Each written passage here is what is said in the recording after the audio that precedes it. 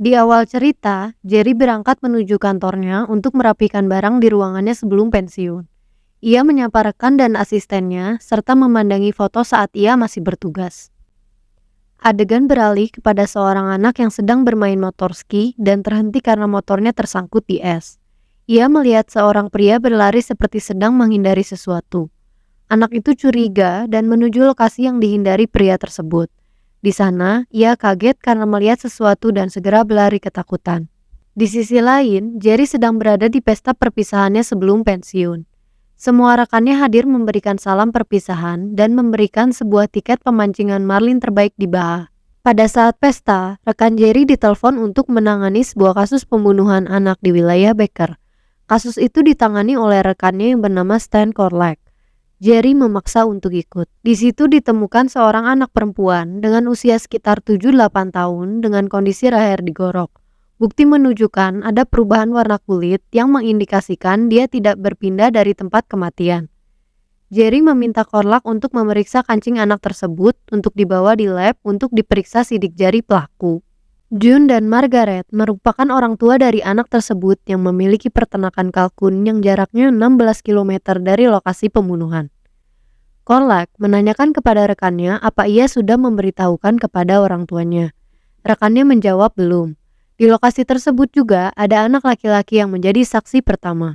Tidak ada yang bersedia menyampaikan kabar duka ini pada keluarga anak tersebut. Akhirnya, Jerry menawarkan diri untuk menyampaikannya. Orang tuanya menangis dan syok mendengar kabar kematian anaknya. Orang tuanya memberikan keterangan pada Jerry, biasanya sepulang sekolah, anaknya yang bernama Ginny ke rumah neneknya untuk berlatih piano. Ayahnya ingin melihat Ginny, namun Jerry melarang karena keadaannya yang cukup memprihatinkan pada saat itu. Pelakunya belum ditemukan, namun Jerry berjanji akan menemukannya.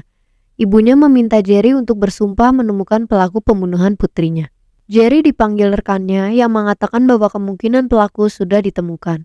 Terduga pelaku merupakan seorang supir truk bersuku Indian bernama Toby. Toby diwawancarai di kantor polisi.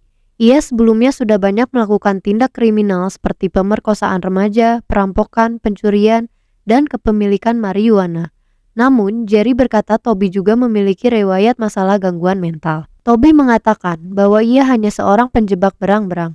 Namun, Korlak terus mendesaknya untuk mengaku bahwa ia memerkosa dan membunuh Ginny di hari itu. Polisi lain membawa Toby ke sebuah sel. Saat itu, Toby merebut pistol polisi tersebut dan menembak dirinya hingga tewas. Jerry berada di bandara menunggu pesawat menuju Cabo San Lucas untuk memancing. Saat menunggu, ia melihat berita tentang Toby yang bunuh diri saat ditahan. Jerry terlihat sangat kecewa melihat berita tersebut. Adegan berpindah ketika Jerry mampir di sebuah toko souvenir kecil. Ia bertanya pada karyawan toko tersebut apa ia mengenal seseorang yang bernama Annalise. Karyawan itu menjawab, Annalise tinggal di atas toko listrik. Jerry bergegas menuju rumah Annalise. Ternyata, ia adalah nenek dari Ginny. Jerry meminta keterangan Annalise kembali terkait kematian Ginny. Annalise mengira Ginny sudah pulang, namun ternyata Ginny tidak datang pada hari itu dan saksi mengatakan bahwa Ginny tidak naik bus bahkan tidak ke sekolah. Annalise mengatakan Ginny cukup dekat dengannya, namun tidak dibedakan dengan murid piano lainnya. Setelah les piano selesai, Ginny selalu menjadi cucu kesayangannya kembali. Annalise juga mengatakan bahwa Ginny menyukai Anderson, penulis novel The Angel. Kemudian Jerry berada di sekolah Ginny dan mewawancarai salah satu sahabat Ginny, Becky Fields. Becky berkata bahwa Ginny mengenal seorang pria raksasa yang memberinya landak. Ia menyebut pria itu penyihir. Becky menunjukkan gambar yang dibuat Ginny tentang raksasa tersebut pada Jerry. Adegan berpindah ketika Jerry berada di kantor menemui Korlak. Korlak mengatakan bahwa seharusnya hari ini Jerry pergi ke Cabo San Lucas untuk memancing. Jerry mengatakan ia merasa ada yang tidak beres dari kasus Ginny dan butuh lebih banyak waktu untuk menyelesaikannya. Korlak berkata bahwa Jerry sudah pensiun dan tidak perlu ikut campur lagi. Namun Jerry memohon agar Korlak memeriksa data sistem tentang kejahatan, profil, dan korban yang sama 10 hingga 12 tahun terakhir. Jerry berkendara menuju Monas dan bertemu rekannya untuk mencari tahu tentang korban anak kecil lainnya 10 hingga 12 tahun terakhir. Ia meminta foto bukti kematian salah satu dari sekian korban dan rekannya menjawab ia akan membuatkan salinan laporannya untuk Jerry. Kemudian, Jerry menuju panti jompo dan mencari seseorang yang bernama James Olstad. Pasien di situ berkata bahwa Olstad bukanlah pasien melainkan penjaga gedung di panti jompo tersebut. Jerry bertemu dengan Olstad yang ternyata adalah salah satu orang tua dari korban yang berkasus sama dengan Ginny 3 tahun lalu. Olstad menceritakan kebiasaan ia bersama putrinya dan mengatakan bahwa ia sangat merindukan putrinya. Jerry kembali ke kantornya. Ia bercerita pada Korlak dan rekannya yang lain tentang kasus pembunuhan Katie Olstad 8 tahun lalu di wilayah Monash, yang sama persis dengan kasus Ginny, dengan ciri gadis pirang berumur 10 tahun, pelecehan seksual, leher digorok, bahkan foto menunjukkan gadis itu memakai gaun berwarna merah sama dengan Ginny. Pada saat kejadian itu, Toby Wadena masih berada di lapas Stillwater. Jerry juga menunjukkan peta lokasi pembunuhan Ginny, Olstad, dan korban lain ternyata memiliki pola. Namun, rekannya mengatakan itu adalah hal yang konyol. Kemudian Jerry menunjukkan gambar yang dibuat Ginny beberapa hari sebelum pembunuhan pada rekannya yang menunjukkan bahwa pria di gambar tersebut digambarkan sebagai raksasa, berpakaian hitam bukan orang Indian, menggunakan mobil hitam bukan truk merah seperti yang dikendarai Toby pada saat itu. Rekannya semakin tidak percaya dan meminta Jerry untuk melanjutkan hidup setelah pensiun. Ia juga mengatakan kasus Ginny sudah ditutup. Namun Jerry berkata ia telah berjanji kepada orang tua Ginny untuk menemukan pelakunya dan ia akan menepatinya. Adegan berpindah saat Jerry berkendara menuju sebuah resort di tempat pemancingan. Sejenak Jerry menikmati masa pensiunnya melakukan kegiatan memancing. Setelah itu, ia berkendara kemudian berhenti sejenak sembari menandai peta lokasi pembunuhan Ginny, Olstad, dan korban lainnya. Kemudian ia berhenti di sebuah pom bensin untuk membeli sesuatu. Jerry melihat-lihat tempat tersebut dan cukup tertarik kemudian bertanya apakah ia berniat untuk menjual pom bensin miliknya. Jerry memberikan nomor dan alamatnya pada pemilik pom bensin tersebut. Saat sedang berada di perahunya, pemilik resort mengatakan bahwa Floyd Cage, pemilik pom bensin, menelepon. Floyd setuju bahwa pom bensin miliknya akan dijual pada Jerry. Kemudian setelah berjabat tangan, Floyd pergi dan membawa barang-barangnya dari pom bensin. Jerry berkendara menuju sebuah bar dan memesan sebuah bir pada seorang bartender. Bartender itu bertanya pada Jerry apakah ia adalah seorang polisi yang membeli pom bensin merek Floyd. Karena menurut bartender itu, hal tersebut cukup aneh mengingat daerah ini hanya sebuah kota kecil. Saat sedang melayani customernya, Jerry melihat sebuah mobil wagon hitam berhenti dan ingin mengisi bensin di pom bensin miliknya. Sembari mengisi bensin, Jerry memperhatikan dengan curiga pemilik wagon tersebut. Kemudian, setelah selesai, pemilik wagon meninggalkan pom bensin. Jerry berkendara menuju psikolog. Di sana, ia bercerita tentang kasus pembunuhan Ginny sembari memperlihatkan gambar yang dibuat oleh Ginny. Psikolog itu mengatakan bahwa gambar tersebut mungkin hanya sebuah imajinasi dari anak berumur 7 tahun. Namun Jerry menyangkal dan mengatakan bisa saja gambar tersebut berarti sesuatu yang menjelaskan ciri dari pelaku pembunuhan Ginny. Psikolog itu lalu bertanya mengapa ia menunjukkan gambar tersebut padanya. Jerry menjawab ia butuh bantuan seorang ahli untuk menerjemahkan gambar yang dibuat oleh Ginny. Namun psikolog itu berkata gambar itu tidak berarti sesuatu tanpa informasi lebih lanjut. Jerry memaksa psikolog tersebut untuk menerjemahkan gambar yang dibuat Ginny. Ia berkata bahwa jika gambar ini menunjukkan hubungan raksasa dengan Ginny, maka gambar landak yang ada di gambar tersebut tampaknya sebuah hadiah yang Ginny terima, menyiratkan sebuah kepercayaan. Psikolog itu juga bertanya bagaimana cara, ciri, dan rentang jeda waktu setiap korban pembunuhan tersebut. Kemudian psikolog itu menyimpulkan sebuah hipotesis dengan anggapan jika gambar tersebut benar, maka mungkin kejadian yang sama akan terjadi dalam waktu beberapa bulan ke depan. Setelah itu, psikolog tersebut mengajukan beberapa pertanyaan personal kepada Jerry. Jerry nampak tidak nyaman dan tidak fokus saat mendengar pertanyaan dari psikolog tersebut yang menyiratkan bahwa psikis Jerry lah yang terganggu pasca pensiun. Jerry berada di bar sembari membaca sebuah koran. Di sana, ia bertemu dengan seorang anak bernama Chrissy yang ternyata merupakan anak dari bartender di sana yang bernama Lori.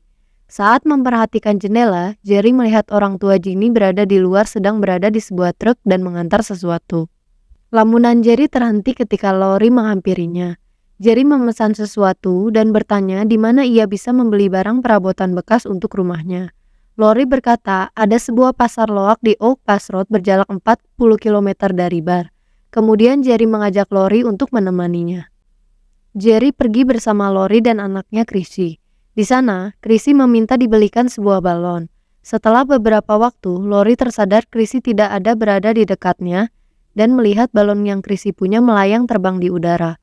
Lori sangat panik dan Jerry pun ikut mencari Chrissy. Ternyata, Chrissy berada di sebuah ayunan dan berkata ia diberi pembersih sepatu berbentuk landak oleh seorang wanita. Seorang pengunjung di sana mengatakan bahwa itu dibuat oleh pengrajin lokal di sana dan mengajak Chrissy untuk melihatnya. Jerry berada di toko pengrajin tersebut dan melihat begitu banyak perabotan berbentuk landak. Ia berbincang dengan pemilik toko. Pemilik toko berkata ia memiliki seorang putra pekerja keras bernama Gary yang bekerja di sebuah konstruksi di musim panas, pengeruk salju di musim dingin, dan seorang pendeta. Jerry keluar dari toko membawa sebuah souvenir berbentuk landak. Saat berjalan, ia berpapasan dengan Gary yang ternyata memiliki wagon hitam yang ia temui waktu di pom bensin miliknya. Adegan beralih ketika Jerry sedang memasak, kemudian Lori datang ke rumahnya dalam keadaan babak belur. Lori mengatakan bahwa ia diancam akan dibunuh mantan suaminya dan meminta pertolongan Jerry.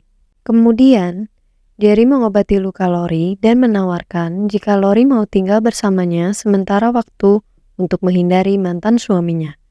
Awalnya Lori menolak, namun kemudian ia memikirkan keselamatan Chrissy. Selang beberapa waktu, Lori dan Chrissy pindah ke rumah Jerry. Mereka semakin akrab. Saat sedang bermain salju, Chrissy dihampiri seorang petugas pengeruk es yang ternyata adalah Gary. Gary sedang mengajaknya berbincang ketika Jerry menyadari ada orang asing yang menghampiri Chrissy. Ia memperhatikannya, kemudian Gary pergi menuju truknya. Keesokan harinya, Lori menghampiri Jerry yang sedang merangkai ayunan untuk Chrissy. Ayunan tersebut terletak di halaman depan agar Chrissy tetap terawasi saat bermain. Di sebuah parade, Jerry, Lori, dan Chrissy mampir di sebuah toko. Chrissy meminta dibelikan sebuah gaun berwarna merah.